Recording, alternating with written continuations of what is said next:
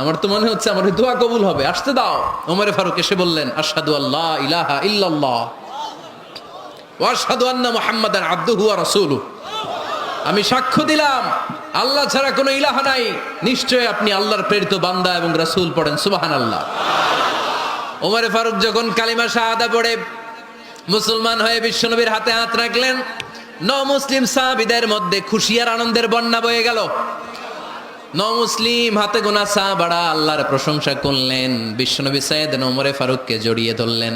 ওমরে ফারুক আবার বিশ্বনবীরে বললেন, নবী গো, আলাসনা আলাল হক, আমরা কি সত্যের উপরে আছি নাকি আমরা ভুলের উপরে আছি? বিশ্বনবী বললেন, বালা নাহনু আলাল হক, আমরাই সত্যের উপরে আছি। সুবহানাল্লাহ পড়েন। আলাসনা আলাল হক, নবী আমরা কি সত্যের উপরে নাই? হ্যাঁ অবশ্যই ওমর, তুমি সত্যের উপরে আছো। ওমরে ফারুক বললেন, তাহলে ফাফিমাল ইখতিফা, তাহলে লুকায়া লুকায়া